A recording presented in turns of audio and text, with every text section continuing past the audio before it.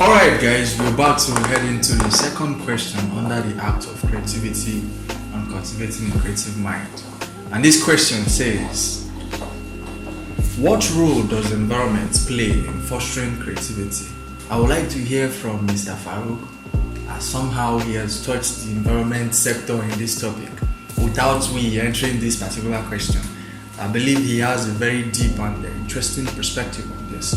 Mr. Farouk? The environment is still consists of the people around you. Of course. Right? Your cycle, right? Which kind of friends do you have, right? So before we get to what kind of cycle do you have, you need to understand yourself first, you know? As a man, like, especially in the country we are in right now, it's like if you cannot learn here, you cannot learn anywhere else. That is true. Right? Most people here are, on self-exploration, I should say, trying to find out themselves, trying to find themselves and who they are and what they're really good at. It's true. Right? So, some people cannot really do it alone, as I said. They need some other people around them, which are like who do the same thing that they do, so that to be able to stay motivated. Meanwhile, some people, they already know themselves. They know I started doing this thing alone. In any environment I'm in, I will still do it. Right? And here that we are, you meet a lot of people, and through the people you met, you always get experience. You always learn either the good or the bad way. You understand? I love it. So yeah. So knowing the fact that everyone is genius inside, has this creativity, right? If you're in an environment where there is no much opportunity, let's say you're an artist or you're a musician, and let's say, for example, a musician that sings in English, right? And you said, you cannot say, oh, I'm living in a non-speaking English country and I want to be able to send my message to these people in this environment. Do you understand? So there, I'm not going to say you're wasting your time, but definitely there is 0.01 chance that the people you are trying to reach will not, like the message will not deliver to them. You understand? So that's why it's very crucial to be in an environment where there is high chances and opportunities, and understanding your audience. You try to reach the right environment where the message will deliver. The environment also does not only relate to a place, it also relates to the people around you, the influence you have around you. This can be considered as environment, as Mr. Farouk has also mentioned. And this environment, if you're not associating yourself in an environment that is productive, you cannot be creative. So I love it. I would like to hear from I love it. I love it too. Miss Arike. Miss Arike. Oh God. Tell us something on what role environment plays in fostering creativity. Does it affect it negatively? Does it affect it positively? Yeah. Well, my take on this is environment. I mean, the word environment is huge, based on creativity, because it either stimulates your creative side or it stifles your creative side. Yes. So it's either you surround yourself with people that can actually like sharpen your creative side, or you are in a place that people you are in between. You're surrounded with people that are going to like not even like they. Even if you have the talent, or if it's inbuilt or you learned it, and you're in between people that are always like, no, they just want to like waste away their time. You will also learn to waste away your time. That is true. And your talent or whatever you learn can actually like just go down the drain, and you won't be able to like. You can literally just forget yourself like that. So like environment like is huge, and it takes its I love it. Miss Arika actually stated a point there which is very crucial, which needs to be addressed more. As a creative person, if you associate yourself in an environment that is negative, environment that is not productive, to slow your process of discovering your potential as a creative person. You understand? That is a very interesting point. Miss Arika will just come, drop one or two, sprinkle like Sunday, and I love it. So environment is key, and environment actually play roles in each and everyone's life. Yeah. Actually, where I come from. Where did you come from? West Africa, actually. Okay. It actually played a vital role for me to like be here and be able to like. I know I'm not yet there, but gradually I'm getting there. That's true. You know, like for me, where I come from, I came from a Ras place, like a Ras place. You know, for me being to like for my family, okay, like let me say environment, right? So what does environment mean? It also entails community. Yes. Like where I come from. Yes. Where I actually came from, like my family side, like most of them are educated, yeah? But the place where we find ourselves, there are most people who are, most have the opportunity actually, yeah? They have the opportunity, but did they seize the opportunity? No. The environment where I come from, where I actually come from, you have to like Get out of the place. get out of that environment for you to like discover your potential. If not, you get lost. Yes. Definitely. Mostly in Africa, it tends to like draw us back because we don't have the exposure. We don't have. That's why they have this African mindset. Yes. Yo, so like going back to what Farouk said, like the exposure. So that's one thing I'm actually grateful for, because I was thinking like if I would be in that position by now, I'm like I will actually have like 8 kids. Yes, and you That's know, me being honest. Yes, to be honest, I get you. Yeah. And you know, like for example, you see one of the factors is like, for example, religion, right? That's you see, true. like where I came from, to show you that I relate with you, is that like my parents are strictly Muslims, right? So which there is nothing like football in their book. Do you understand? And my brother was a very good footballer.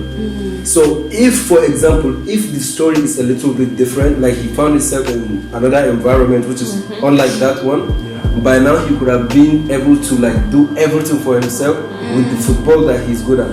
But because the religion and the culture doesn't see that as something reasonable for any human being to go for, he got held back because of all those things, and you know, at the end of the day, he couldn't be able to make anything out of football.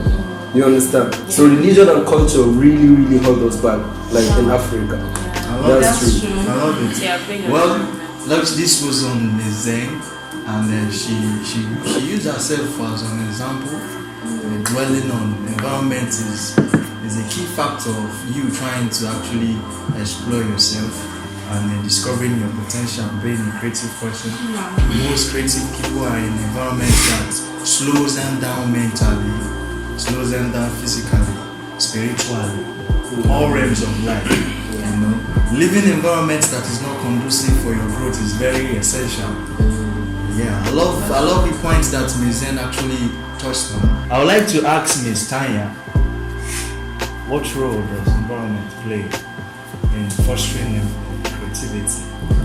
Okay, so I think environment has a positive and negative effect. Like, so when you find yourself in a negative effect, you end up having identity crisis. Can you elaborate more on that? Identity crisis is when you don't know where you stand. You are literally confused. You don't know where you lie because you are surrounded with the wrong environment. Like you have the wrong people. So now you don't know, even when you were in the straight line, but now you don't know. So you have to hang out with people that bring out the positive, effect in you, like great minds think alike. Like you have to hang out with people with the same thinking, same mindsets. Like they say eagles, they fly with eagles. Like you can find yourself having this mindset and then you're playing with people with that mindset. There's definitely nothing will come out. So you just have to be with people on the same line with you, doing the same thing. If you're like carnivores are praying for something, like pray, you have to be doing the same thing, same mindset. So that's what I feel. I like it. Environment can hinder you or progress you, and at the same time, somehow it's still up to you to actually make the decision to determine which environment suits the kind of agenda, the kind of dreams I have for myself. I love it. I would like to hear from Miss Diva. Diva for no. Baby. Miss Diva. Yes. Miss Diva, this is not the kind of yes I want to hear. I'm talking. Okay. On my side, I think environment helps positively in like fostering the creativity. You understand? For instance, me, I have passion with like flying planes. Like I once said that I'm an aviator. You understand? Yeah. So like back to my country in Tanzania, we have the environment there like does not make you or progress you in helping like growing to your creativity or like passion or like talent or whatever. So I had to move out from there and there's no exposure. So I had to come here like to help me engage with people, the environment around, so I can like grow my passion and my talent. Environment, like I've said, to either hinder you or progress you from your dreams or goal and being a creative person. Mr. Butcher has been smiling and I believe that Mr. Butcher has something to give us. Let's hear from the Butcher of Vibe Tones. Alright. I'll start by quoting and paraphrasing the words of Winston Churchill. He says, there comes a time in a man's life when he's called up to do what he says he knows what to do. And it will be a shame if you're called up to do what you say you know what to do. And you're unable to do it. And you're unable to do it. That is true. So I will juxtapose that statement into reality. If I'm growing mangoes in my village, and these are the best mangoes in the world, do I need to take the mango tree to a different location? Because I've realized that this location is where I'm getting the best mangoes. That is true. Do I need to take this tree out of that location? No. So I'm going to counter everybody here. The environment, yes, is a problem, but it's not a problem. The big problem is you be the product. That is true. For example, you say you're an artist, you're good. In your little space, before the spotlight hits you, are you doing the best? Are you showing evidence? We are black skinned, we are all Africans or whatever. For me, I don't care. I have to be my own product. When I've worked on myself, I can stand in UK anywhere. I face you. So be the product. Sell yourself. Sell yourself, work on yourself, be sure of yourself. Okay. So that you can stand among your peers. Even if they have an advantage, like she said in the aviation industry. See, practice, yes, is good, but there's a way you grind yourself in that thing you love to do. When they place you, for example, we see people who are out. Check out who always wins the marathons. They're the people in Ethiopia running in the hills. Is the environment their problem? No, they've been running on the higher altitudes. Then you take them to France, it's just easy. They enjoy themselves and they come out with world records. The environment help them, bro. I will Let me learn. On my head. Okay? It's me and you today. People, children This is what who I love grow to up say. with Muslim I parents, love to say it. we are not allowed to say no to our parents. That is true. Do you understand that? That is true. We are brought up to be obedient That is true. and to be able to make our parents make decisions for us. That is As true. a young kid, by the time he was really good, as I was telling you, he wasn't as big as you are that you can make your own decision. Okay, now imagine a kid who you can see he has the potential. So many people will come to try to talk to my dad to let him train with them so that at least scouts will find him or something like that. But imagine a child had to hide his own football boots and kits To play. for him to be able to play. You cannot compare it with the time that you're already grown and you can make your own decision, That is right? And secondly, talking about Ethiopians running on the hill, at that point, if you look at it on the other, view, you can see that the hill is really even helping them. It's more like people running on sand, playing football in a sand background, right? In a sandy background or in the desert, right? When they come to the actual floor, right, or actual field, they do better because if they can do it at that place, when they come here, like their performance, their progress is almost 100% even better. Because that thing that you are running is holding you back. You have to struggle. You have to, bro. This is cardio, right? They are running on the hill. It's improving their performance, their chest, their everything that is helping them. To the normal person, that's a disadvantage.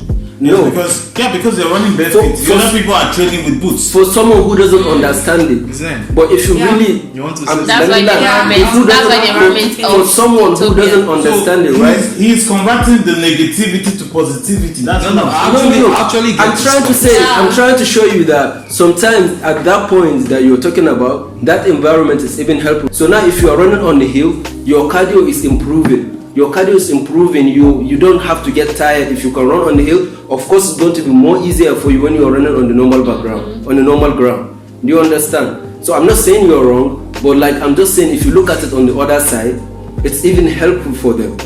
Do you get me? I think you guys are saying the same. Like for me, I'm coming from a fanatic Muslim home. You understand? What does that mean? Like a strong Muslim home, you understand? Where my father has I grew up in a community where my father is a pharmacist. The daughter must be a pharmacist. Brother must be a pharmacist. This must be a pharmacist. I went to medical school, but what am I doing here? IT, eh? So, you can't just the environment doesn't mean. It does, because where I come from, my brother's pharmacist, this pharmacist, cousin pharmacist, this doing biological something, yeah? So you have to be in the medical field.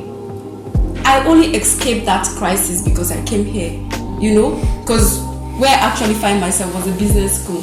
And then, what did I actually went into? I found myself in IT.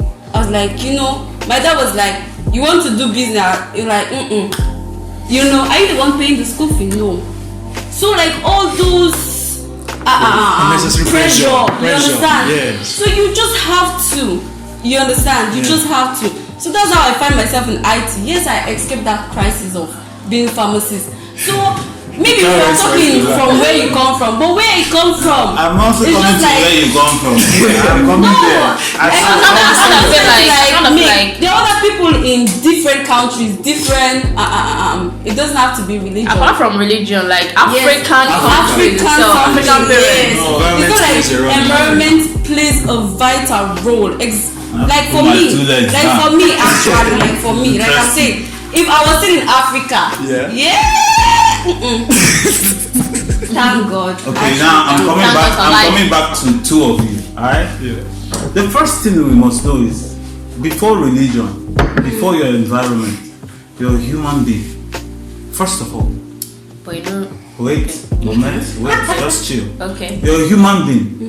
Now, whoever advises you as parents, in quotes, are going to only advise you based on the capacity of what they understand life to be. You're Muslim today not because you decided initially, but because you were born into that environment. True? Same as you, yeah? Yeah, same as me. Okay. I'm a Christian today not because I decided initially, but because I was born into that environment. That is true. But then you have to find yourself for yourself. When I came of age, I had to realize that, I have Muslim friends, a lot of Muslim friends, and I respect religion. I have Buddhist friends. To me, all religion leads to God. Well, literally. Yes. So I'm not going to talk on religion, but back to the topic. Religion. Now, there's a saying that you stoop to conquer.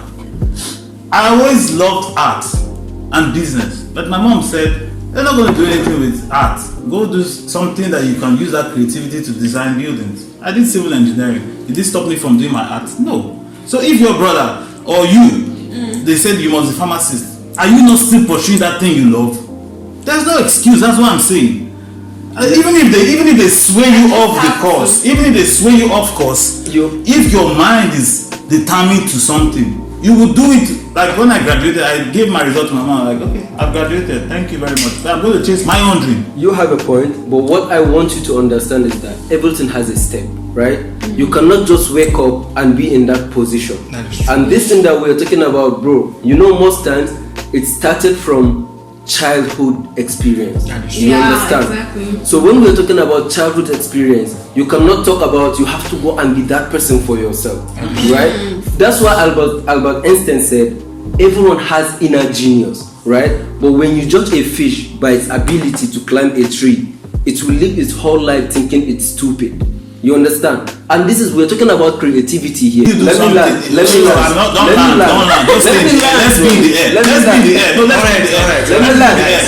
If you do something that you don't find fulfillment doing, are you happy as a human being? Okay, but when you are because you're satisfying your parents' desire, will you be happy? It's not about satisfying. This state we are talking about is a state where you don't even know what is good for you. You understand? Let's say, for example, now if I have a child today, right? If I have a child today, right from when they give birth to him, the first thing I will do as a father is to notice what is he good at. I have disagreements and agreements. Somehow I agree with Mr. Farouk and Ms. Zen. Environment actually plays a role. I'll use myself an instance, an example. When I was young, I used to play beats. I wear headsets every day. I listen to beats at a very young age. I'll be writing nonsense, but it makes sense to my ear. When I'm done, I play the beats, I sing it, I rap the song. You understand? But the environment I was in does not promote that. And somehow I deflected from that passion. I had another passion in acting. I like to act. When I was in secondary school, I was a very serious actor. Students look up to me. With time, with the environment I was in, they don't promote that. They want you to be engineer, they want you to be doctor, they want you to be lawyer. You know, so those environments actually, mostly in Africa, environment in Africa hinders most creative people. You have to actually escape Africa for you to discover your potential. Yeah, so bringing it back to Mr. Honeybee, I also agree with him. Environment necessarily plays a role, but somehow it should not stop you from discovering your creative path, which is where Mr. Honeybee comes in. So the question goes, why is it that women say that men cheat, but when it comes to DNA tests, they are never relaxed? You know, this question I would actually like to ask the women in our panel this question, because I would like to know why. My viewers want to know why, our viewers want to know why women tend to say men cheat, men do this, men do that. When you tell a woman that you have a union with, let's do a test and verify if this kid is truly ours, you will see emotions flying off the roof, different talks. You know, I would like to hear from Ms. Diva. Why do women, EJ, you go answer. Why do women say that men cheat, and when it comes to DNA tests, they are never relaxed? So what I think, most of women, when they're having the husbands or something, sometimes they tend to have like accidentally or have like one night stand with their like other partners, you understand? So when it comes to the DNA results, most of people fear, like thinking who's like. So you just said something that we need a trailer to carry this thing home. So when women cheat, it's accident. Hello? Yes. If women cheat, it's accident. When men cheat, they did it on purpose. Yes. Women cheating by accident, what does that mean? Can you elaborate to us? Why do women they don't like to hold themselves accountable to their own wrongdoings? Why do women not feel relaxed when the questions of DNA is being brought to the table? You will take us home. We are not going to relax on the accident. Tell us something. Okay, can Miss Erica help me first, then I'll talk about the rest. So wait, this accident that's okay. What me I can say is sorry, the question, the DNA. Why some women they run from DNA? They run from DNA test. DNA when you test. say DNA, they want to avoid. DNA. So I think it's out of is there any word for being unsure? Like the word for it? Why will you need to be unsure in a relationship? I'm trying to go back to something. Of what? Yeah, uncertainty. Yeah. Of who? Wait. Of your baby. Do you want to continue? Is a counter segment. Continue this place. No, I'm trying to help her. explain better. Okay. So like what I think is Talk to us. I feel some women tend to run away from DNA tests because during the period of when before they had the pregnancy, some people might actually be in a union that can be going well for them, like okay, them and the husband or the boyfriend, because some people get pregnant out of wedlock. So like maybe they had sex, yeah, it's going, and it doesn't possibly mean the first time they had sex is supposed to produce a child. So they come back they might continuously be having sex and it might not produce a child, but that doesn't mean it's still not going to happen.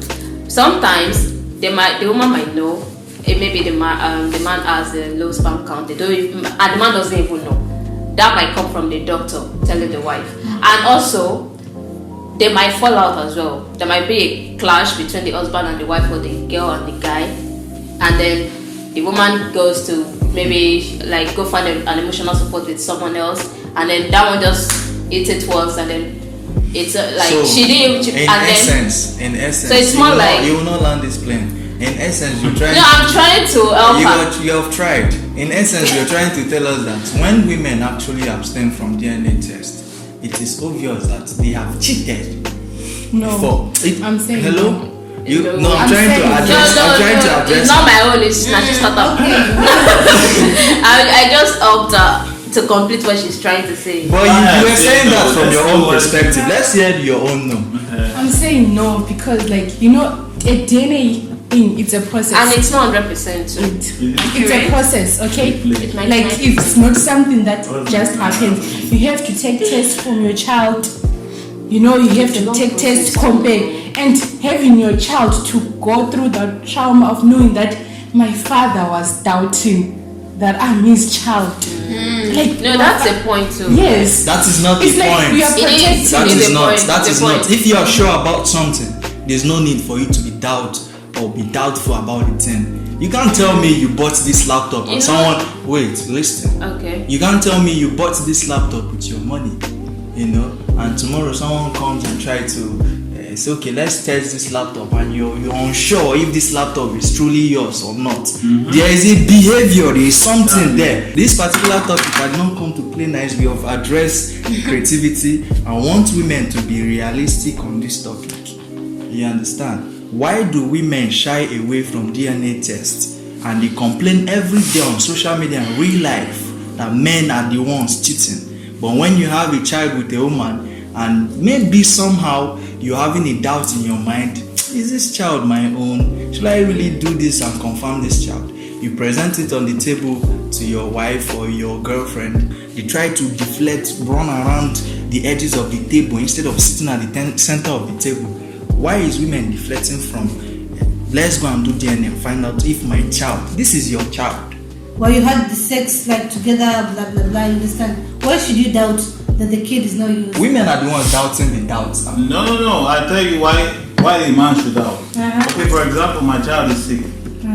And I am supposed to donate blood for my child. But I go to the hospital and the doctor says to me, I'm sorry, your blood doesn't match with the child. What are you expecting me to do? First of all, a woman gets married to a man, not the man that she loves, but the man who is ready.